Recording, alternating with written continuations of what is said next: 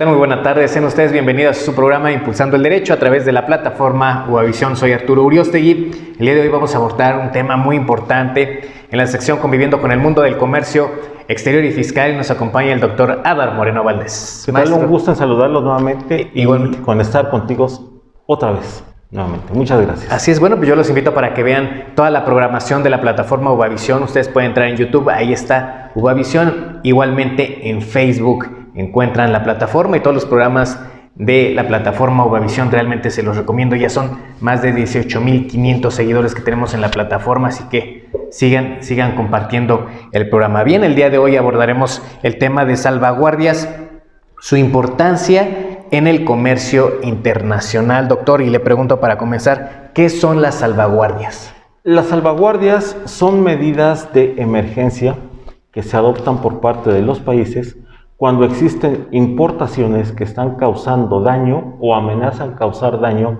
a los productores nacionales de cierto tipo de productos.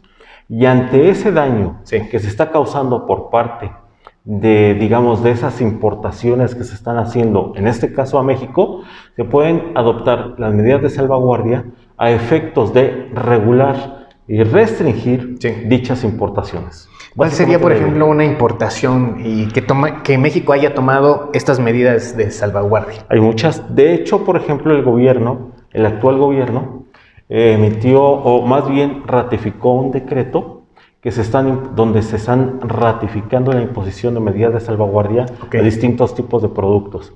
¿Como cuáles? Hablamos de acero, alambrón, tubos de acero, tornillos de acero, láminas de acero, etc. Principalmente en el sector de construcción. En este momento se ha enfocado en esa parte, pero también México, por ejemplo, ha impuesto medidas de salvaguardia tratándose de lo que es el tema de textiles y el tema de, por ejemplo, temas agrícolas, ¿sí? En temas agrícolas y de textiles. Un ejemplo ha sido también la cuestión de zapatos, por ejemplo, zapatos y calzado que se le impuso al gobierno de China, ¿sí? A exportadores del gobierno de China. Entonces, sobre esos productos ha habido, o sea que sí hay, realmente están impuestos. Ahora, ¿por qué son importantes las salvaguardias en el comercio internacional, doctor? El tema importante de las salvaguardias, vamos a verlo de esta manera. Digamos que no estamos en presencia de una práctica desleal de comercio internacional. En una práctica desleal de comercio internacional, que lo hemos comentado ya en otros programas, existe, vamos a ponerlo de esta forma, un dolo por parte de una empresa o empresas o gobiernos que pretenden, bajar sus precios o subvencionar productos. En el caso de la salvaguardia ocurre algo muy particular. Lo que ocurre es que se tratan de empresas que no incurren en prácticas desleales. El problema es que el producto puede ser que sea, de origen bueno, porque hay que decirlo que puede ser un buen producto y por eso puede ser barato y además técnicamente muy útil. Entonces, cuando se llega a dar eso, es posible que se empiece, por ejemplo, a exportar a otros países ese producto. Por ejemplo, vamos a poner un producto de China, ¿no? Vamos a suponer calzado. El calzado. Se empieza a fabricar un cierto producto en China de calzado, zapatos de hombre, que está a buen precio y de buena calidad. Y resulta que ese producto se empieza a exportar a otros países, por ejemplo, México. ¿Qué es lo que puede pasar? Lo que puede pasar es que ese producto, como viene a un precio muy competitivo y que además se trata de un producto que tenga buena duración, buena calidad, ese producto empiece a causar perjuicio y daño a la producción nacional de calzado de México. Entonces los productores del calzado de nuestro país, al verse amenazados por esa circunstancia de esas importaciones, pueden solicitar al gobierno de México la adopción de una medida de salvaguardia que proteja a esos productores nacionales respecto de esas importaciones. ¿Por qué? Porque es factible que al paso del tiempo, si continúan las cosas así, la producción nacional de México disminuya. Y obviamente aumente el producto chino. Es correcto. Afectando al mercado nacional. Pero las medidas de salvaguardias, entonces, ¿qué hacemos con esos productos, con ese calzado chino? Lo que se hace en ese caso es que la producción nacional le solicita al gobierno de México que inicie un procedimiento y la adopción de medidas de salvaguardia. Okay. Se hace una investigación, digamos, a nivel internacional y en México, que se sustenta en 2 elementos. Sí. ¿Cuáles son esos 2 elementos? Primero, que se acrediten las importaciones. Primer punto. Y el segundo elemento importante, que se acredite el daño o la amenaza de daño por esas importaciones o como consecuencia de esas importaciones. Y entonces se lleva a cabo una investigación administrativa en donde se van a citar, digamos, a las empresas extranjeras. Sí. También van a participar los productores nacionales, digamos, de México, que se vean afectados. Y en el caso de México, esta investigación se lleva ante la Secretaría de Economía, particularmente ante la Unidad de Prácticas Comerciales Internacionales. Okay. Si se acredita que existe una salvaguardia, ¿cuál va a ser la consecuencia? Que se pueden adoptar aranceles, sí, específicos o ad valorem, que se le van a imponer a los productos extranjeros, o también se les pueden poner permisos, o también se les pueden poner cupos. ¿Sí? Okay. La idea es, por ejemplo, que en ese caso, si les pones aranceles, por ejemplo, al calzado chino, en el ejemplo que estamos dando, lo que va a pasar en ese caso es que lo que se busca es que las gentes desincentiven las importaciones de ese calzado. Claro. Y entonces se siga, digamos, comprando productos nacionales. Ese es el punto. O a través de cupos, tratar de disminuir la cantidad de productos extranjeros de ese tipo, sí, que estén ingresando a nuestro país. O sea, digamos, son las medidas que se están adoptando o que se pueden adoptar. Bien, un tema muy interesante y el cual lo pueden seguir este programa y todos los anteriores en YouTube. Estamos como Impulsando el Derecho MX. Quiero mandar saludos también, doctor, a las personas que nos están viendo.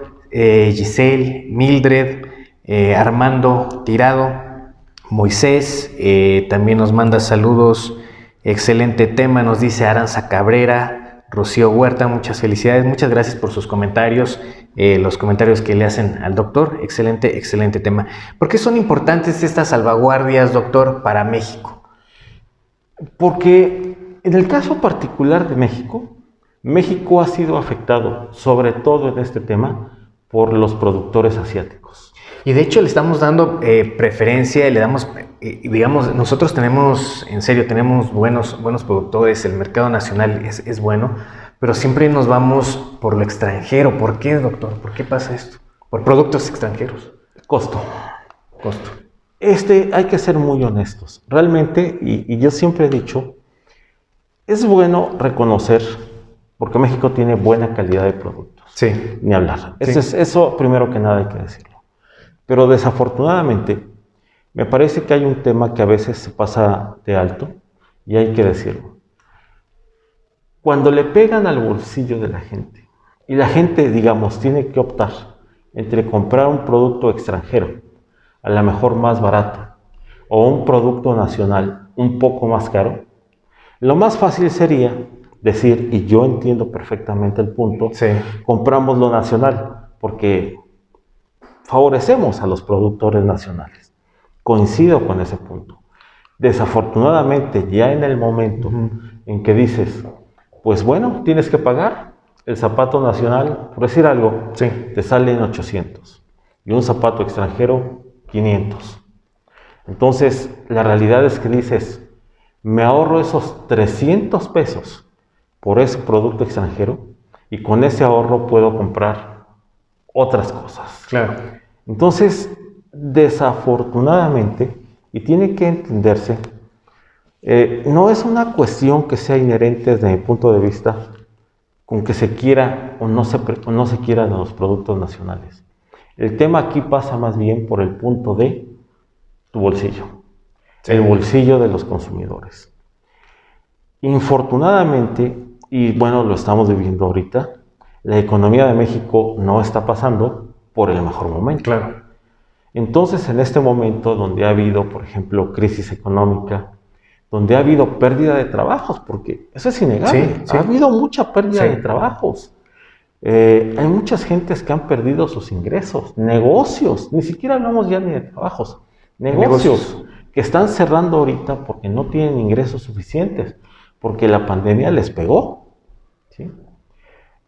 En sectores tan diversos como el turismo, la hotelería, los restaurantes, no lo sé. ¿En cuánto tiempo más o menos, doctor, proyecta usted que se empezaría a recuperar esta economía? Va a depender, y se lo digo desde mi punto de vista, de la vacuna. Claro. Si no, en el momento en que se pueda vacunar, digamos, a la mayoría de la población, Sí. en ese momento va a haber la confianza suficiente como para que las empresas ya puedan empezar a producir de una manera fluida. ¿Qué es lo que están haciendo países de primer mundo? Por ejemplo, ya Estados Unidos, a partir de los 16 años ya te puedes vacunar, ¿no? Por ejemplo. No, y sobre todo, fíjense, en Estados Unidos ahorita hay un programa brutal por parte de Joe Biden Sí. vacunando a los estadounidenses. Ahorita creo que lleva, si no mal recuerdo, creo que Estados Unidos ya va por el 38 o el 40% de la población. Sí. Estamos hablando de una población de 350 millones de habitantes. O sea, ya va más o menos por el orden de los 90 millones de gentes vacunadas. O sea, como que sí tiene muy claro, ellos sí tienen muy claro que si vacunan, Claro. se abre la economía. Sí. ¿Por qué? Porque la gente puede salir a comprar, a trabajar con confianza, puedes ir a las escuelas y todo se reactiva. Desafortunadamente, pues en el caso de México, las vacunas el ritmo de vacunación va mucho más lento. Y queremos reactivar la economía ya, sin estar vacunados. ¿Cómo vas a reactivar una economía si la gente todavía no está vacunada? Claro. Y además, por ejemplo, yo he escuchado que hablan de que ya abrí escuelas. Dicen, vamos a vacunar a los maestros. Perfecto, vacunas a los maestros, pero eso no evita que los niños vayan enfermos. Claro. Y entonces, por ejemplo, un niño enfermo en un salón es una fuente de contagio para el resto de los niños. Sí. Y aún suponiendo que para los niños no cause daño, el mal no se queda con los niños, sino que la enfermedad se lleva a los hogares, sí. de los padres. Entonces, definitivamente, yo, en mi punto muy modesto de opinión, creo que México tendría que adoptar un programa parecido al que tiene Estados Unidos. Sí, Definitivamente, sí. de vacunar, con todo respeto, pero vacunar, pero ya. Sí. Inclusive en Estados Unidos yo escuchaba que ya hasta en las farmacias están vacunando. En las farmacias, en ciertas farmacias ya vacunan en las mismas farmacias. Aquí las vacunas siguen siendo pocas, aunque dicen que ya hay, pero realmente creo que hay un inventario de 20 millones de vacunas que para 126 millones de personas, pues es muy poco. Así es. Maestro, hay productos que se han visto involucrados en este tipo de procedimientos. Nos mencionó hace ratito, por ejemplo, el acero, productos relacionados con la construcción. ¿Qué otros productos se ven involucrados con este tipo de procedimientos de las salvaguardias? Lo que comentaba, por ejemplo, el calzado, la materia textil, por ejemplo, son cuestiones que se han visto muy involucradas. Por ejemplo, los productos asiáticos le dan muchísimos dolores de cabeza a nuestro país. ¿Por qué? Porque hay que ser muy francos. Los chinos, los taiwaneses, los vietnamitas, los malasios están produciendo a costos muy bajos. Y eso, por ejemplo, le está generando un gran dolor de cabeza a los productores de nuestro país. Y es que todo tiene que ver. Es que parece, mucha gente no lo entiende, pero todo tiene que ver claro, en el mundo. Muchas cuestiones económicas. Mano de obra, material, el traslado, la mercadotecnia que vas a utilizar para el producto. Exactamente, es lo que habíamos comentado en otros programas. Por ejemplo, si en Vietnam, vamos a poner el caso, el sueldo mínimo, por ejemplo, de un vietnamita, es la mitad del sueldo que gana un mexicano. Por supuesto que una empresa va a Vietnam, paga el sueldo mínimo a un vietnamita, lo digo con todo respeto, le pagas la mitad, el seguro social todavía es más bajo que el de México. Okay. Y entonces el producto ya lo estás abaratando en costos. Sí. ¿Sí? Porque además hay que decirlo, esos países asiáticos, pues tú obtienes materias primas de ellos mismos. O sea, lo sacas de la India, de Malasia, de Singapur. Sí. Entonces las empresas encuentran en esos lugares, ¿sí?, fuentes de producción y aprovisionamiento de materias primas que les permiten producir a bajos costos, Okay. a muy bajos costos. Cuando vienen, por ejemplo, a competir a México, pues imagínense si México, que se considera un país barato, si nos están causando daño a la producción nacional, Sí. es porque de veras vienen baratos Sí. esos productos. Y entonces viene la pregunta, ¿y qué hacemos? ¿Sí? Ahí más bien la pregunta sería, ¿qué hacer? El tema aquí desafortunadamente pasa por ese tipo de cuestiones, sueldos, aprovisionamiento de materias primas. Pero creo que no estamos haciendo mucho, maestro, porque hay muchos productos que vienen, muchos productos, sobre todo chinos, asiáticos, pero del por mayor, maestro, no estamos haciendo nada para detener esos productos. Y además sería difícil detenerlos. Aquí el tema, le voy a decir mi opinión, y siempre lo he pensado, creo que México tendría que trabajar más en el desarrollo de productos con investigación tecnológica, es decir, para que sean competitivos con los chinos, por ejemplo. Sí, el tema, por ejemplo, es que los productos chinos, por ejemplo, son muy económicos, compiten muy bien con los productos nacionales. Pero los productos nacionales me parece que México tendría, pero mejor calidad, personal, trabajar más en la parte tecnológica y sí, eficientar y mejorar todavía aún más la calidad. ¿Por qué? Porque a lo mejor, por ejemplo, tú traes un producto asiático que te cueste 400, pero si tú tienes un producto nacional que a lo mejor vale 700, pero resulta que ese zapato mexicano le metes más calidad y a lo mejor ese producto te va a durar un año. Sí. Y el producto chino nada más te va a durar 6 meses. Entonces a lo mejor tú si haces cuentas dices, bueno, voy a comprar un zapato mexicano, me vale 700, pero me va a durar un año. En cambio un zapato chino me va a durar 6 meses. Okay. Es más económico, sí, en 400. Entonces, digamos, si lo pondieras de esa forma, tú dirías, ¿qué me conviene más? ¿Comprar un zapato chino de 400 o un zapato mexicano, pero cuya durabilidad sea mucho más?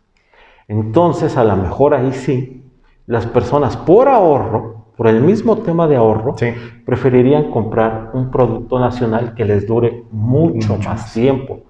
Pero ¿qué es lo que se necesita en ese caso? Meterle más tecnología, meterle más desarrollo técnico a los productos, por ejemplo, que se fabrican en México, para de esa forma poder compensar lo económico con lo tecnológico, y la parte tecnológica, aunque gastes más, también te da para que tengas un ahorro. Ese es el punto. Vamos a ponerlo otro ejemplo, sí, un coche. Si tú, por ejemplo, sabes que te vas a comprar un coche chino, que te va a durar, no sé, 4 años, ¿sí? Un coche chino te va a durar 4 años, te vale 200,000 pesos. O te compras un coche, vamos a ponerlo así, mexicano, que te valga más caro, vamos a suponer, sí, 300,000, o sea, 100,000 pesos más caro. Pero el auto mexicano le metes tecnología suficiente y durabilidad suficiente a ese producto como para que se extienda su uso, su vida útil. Okay. Y entonces ya no te va a durar 4 años como un coche chino, sino que te dure unos 7 u 8 años.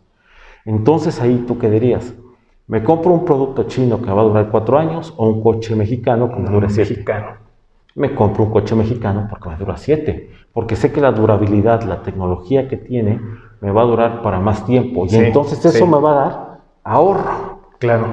Eso me va a dar ahorro. Entonces, ahí me parece que un tema que tiene que trabajarse mucho con este tipo de productos es el tema de tecnología, investigación y desarrollo. Pero ahí tenemos otro problema, que no se le ha invertido a estos temas. Esos sectores, sí. Ese es el problema. Y entonces tenemos que, si no le estamos metiendo más tecnología a los productos mexicanos para que duren más, entonces lo que estamos haciendo es que estamos prácticamente a la defensiva, esperando que los asiáticos Acaparen todo el mercado. acaparen todo el mercado. Efectivamente. ¿Y qué pasaría? ¿Cuál sería el futuro del país, maestro? Si precisamente eso es lo que pasa, que el mercado asiático acapare el mercado mexicano y que México disminuya su producción. Ese es el gran problema que no se está viendo ahorita. Lo que acaba de decir es un escenario que no está, ni es inseguro, ni es tampoco algo esotérico. Es algo que puede pasar en algunos años. Y el tema aquí es, bueno, ¿cómo vas a poder pelear precisamente ante ese escenario? Yo creo también que se van a dar varios posibles escenarios, en el sentido de que todos sabemos ahorita que hay una guerra comercial, porque la sigue habiendo, entre China y Estados Unidos. Y entonces, ahorita Estados Unidos ha parado la entrada de productos chinos. De hecho, ahorita hay un enfrentamiento. Inclusive, fíjese, escuché esta semana, o leía en una noticia esta semana, que Joe Biden quiere meter un plan de infraestructura, me parece que brutal. Creo que por 2 billones o 3 billones de dólares a los Estados Unidos, para que Estados Unidos se ponga a la par de China en infraestructura. Es decir, quiere meterle muchísimo dinero para que Estados Unidos se ponga a la par, por ejemplo, en, no sé, modernización de puertos, carreteras, transportes, ferrocarriles inclusive. Que China deje de ser ya ese principal competidor, lo va a seguir siendo, pero que, como siempre, Estados Unidos estar en primer lugar. Eso exactamente. Es lo que busca. Y China ahorita, tecnológicamente China, pues hay que decirlo, tecnológicamente China ha superado en muchos sentidos a Estados Unidos. Joe Biden le quiere meter muchísimo dinero al plan de infraestructura, de hecho lo anunció, me parece, esta semana. Pues México va a tener que hacer algo parecido. Tarde o temprano va a tener que hacerlo. Vamos a tener que meterle nosotros también a infraestructura, al trabajo, y modernizar puertos. Ya de hecho se habían modernizado, pero modernizar puertos más técnicamente hablando. Los aeropuertos van a tener que ser más tecnológicos. Es decir, no importa que tengas un aeropuerto, tiene que ser tecnológicamente útil. Adecuado. Igual pasa con los productos en el comercio exterior. No importa que tú produzcas, vamos a suponer, muchos televisores. Lo que importa también es que esos televisores sean económicamente competitivos, pero además tecnológicamente muy competitivos. Hay por ahí un libro que me voy a permitir sugerir, que se llama La ventaja competitiva de las naciones. Es un libro que fue escrito por un autor que es un gran economista, que se llama Michael Porter. Básicamente él toca estos temas, y lo escribió hace muchos años.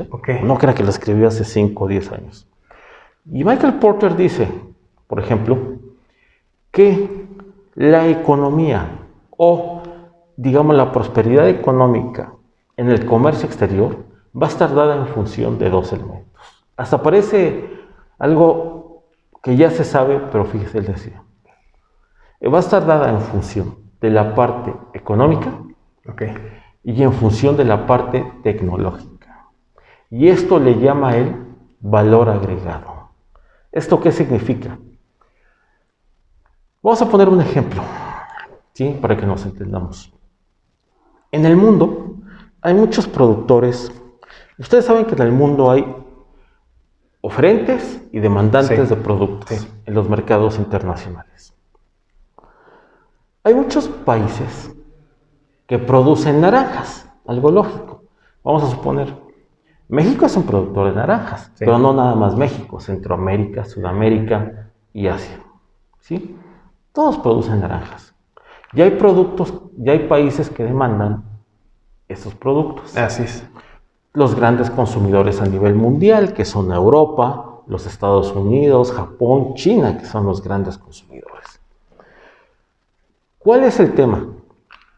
Cuando, por ejemplo, todos los países oferentes o que ofertan naranja en el mundo, que es un ejemplo que estamos dando, ofrecen naranja, Si hay mucha oferta en los mercados internacionales, esto está regulado por la ley de la oferta y la demanda. Es algo que no se puede evitar. Claro. Entonces, cuando se ofrece mucha naranja, hay mucha oferta, y no hay tanta demanda, el precio baja. ¿Por qué? Porque la demanda es menor. Sí. Cuando hay poca oferta, es exactamente lo contrario. El precio aumenta porque hay mucha demanda y poca oferta. ¿Qué pasa, por ejemplo, con la naranja? Que normalmente hay una buena oferta. Hay mucha oferta de demandas. Entonces, ¿qué es lo que pasa? Que hay una lucha encarnizada por muchos productores de naranjas de colocar sus naranjas en los países. Y entonces el precio no es tan alto. Pero ¿qué pasa, por ejemplo, si un productor de naranja, digamos México, ya dijera, ¿sabes qué? Yo ya me cansé de estar compitiendo con todos por colocar naranjas en los mercados internacionales. ¿Qué tal si en vez de ofertar tanta naranja, agarro y las empresas que producen naranjas en México, le extraen el jugo, lo envasan y le agregan vitaminas? Y entonces ya no vas a estar ofertando como todos los demás la naranja, sino que tú vas a estar ofertando como producto jugo de naranja vitaminado y mineralizado. Entonces tú le estás dando un valor agregado a tu producto. Claro. Y ese valor agregado va a hacer que tu producto se diferencie del resto de los productores y entonces vas a poder vender mejor y colocar a mejor precio tu producto. ¿De qué se trata? Le diste un valor agregado, le diste tecnología, algo que los otros no le dan. Y eso es lo que creo que es a donde se tiene que dirigir nuestro país. Tenemos que trabajar y dirigirle en darle valor agregado a nuestros productos. Claro.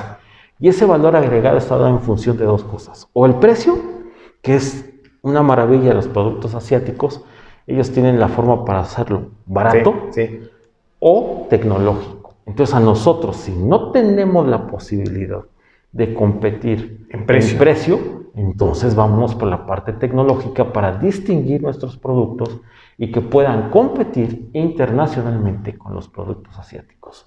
Eso me parece que es el tema con el cual se va a tener que trabajar en los próximos años, si es que alguien está pensando realmente en esto. Doctor Adar, ¿qué países han aplicado a México estas salvaguardias? Estados Unidos. Somos un cliente de los Estados Unidos. Estados Unidos nos ha aplicado a nosotros salvaguardias, por ejemplo, en acero.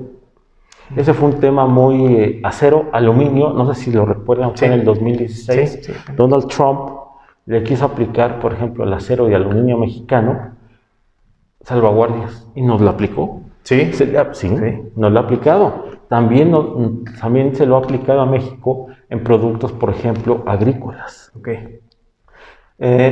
Tomates, por ejemplo, aguacates, tomates, aguacates, jitomates, le han aplicado a productos mexicanos, ¿cómo se dice? Salvaguardias. Entonces, Estados Unidos, ahora sí que Estados Unidos, nosotros lo afectamos porque los productos mexicanos son más baratos. Y los de buena calidad. De buena calidad, y los productores, por ejemplo, estadounidenses, se ven afectados y dicen, ¿sabes qué? Aplíquenle salvaguardias a los productos mexicanos. Entonces, somos clientes de los Estados Unidos para las salvaguardias. Así que nosotros se lo aplicamos a China y Estados Unidos lo aplica a nosotros. Así es. Así es la vida. Sí, un tema muy, muy interesante. Doctor Adar Moreno Valdés, ¿algo más que desea agregar en esta su sección Conviviendo con el Mundo del Comercio Exterior y Fiscal? Pues realmente me parece que, y digo, ahorita que abordamos el tema, que yo creo que será un buen tema para abordar después el tema tecnológico, el comercio exterior. Sí, es buen tema. Porque es un tema muy, muy fuerte. Pero a mí me parece que es el tema en el cual México debería de trabajar. Deberíamos empezar a trabajar. Sin embargo, para trabajar en ese tema de investigación y desarrollo, y la voy a decir con todo respeto, tenemos más que masificar la educación, tenemos que cualificar la educación. Sí. Sí, yo sé que muchas personas me dirán, oiga, pero ¿por qué? Porque se tiene que privilegiar la calidad de la educación para que salgan profesionistas suficientemente calificados para que puedan hacer funciones de investigación y desarrollo. Y también hay que decirlo, desafortunadamente no hay tanto dinero en nuestro país, pero me parece que también los investigadores en nuestro país tienen una deuda y tienen que aplicarse realmente en investigaciones, ¿sí? Los investigadores de nuestro país, en investigaciones que tengan una aplicación técnica y tecnológica para productos. Yo sé que hay investigaciones teóricas que son el sustento para investigaciones aplicadas, tecnológicamente aplicadas, pero me parece que también es otro tema de que nuestros investigadores nacionales deben de aplicarse y no hacer tanta investigación con el debido respeto, que realmente a veces nada más son, y lo digo con todo respeto, algunos investigadores a veces nada más publican refritos de investigaciones, puras teorías. Entonces me parece que eso ya no debe de ser y hay que ponerse las pilas. Hay que ponerse las pilas los institutos de investigación de este país. Hay que trabajar en ese tema. Con lo que hay, porque ahorita desgraciadamente, como bien dice el doctor, hay un recorte en ese sector de presupuesto, pero con lo poco que tengamos, pues trabajar en ello, ¿no? Por ejemplo, ya ve que se habla de que la Universidad, creo que de Querétaro, está desarrollando una vacuna propia para México. Pues la verdad, honestamente, pues tratar de impulsar a los colegas de Querétaro, porque pues francamente, si hay insuficientes vacunas para México, pues entonces tenemos que tener alguna alternativa nacional para subsanar este problema de la falta de vacunas. Y si la Universidad de Querétaro ya está avanzado, hasta donde yo sé, es una institución que está avanzada en el desarrollo de una vacuna nacional, por ejemplo COVID, pues entonces tendríamos que apoyar a esa institución y el gobierno, con todo respeto, ahí sí, apoyar a esa institución y sacar adelante eso que además, primero, lo necesitamos. Y en segundo lugar, pues dejar un poco más alto el nombre de México en el mundo, tecnológicamente hablando del mundo. Así es. Me parece. Sí, así es. Excelente. Bien, pues muchas gracias por habernos acompañado en este programa Impulsando el Derecho. Muchas gracias, doctor Adán Moreno Valdés, por acompañarnos. Al contrario, muchas gracias por la invitación y un saludo a todos. Recuerden, nos vemos de miércoles a viernes en punto de las 7 de la tarde-noche aquí en la plataforma UbaVision. Mi nombre es Arturo Uriostegui y nos vemos la próxima. Hasta luego.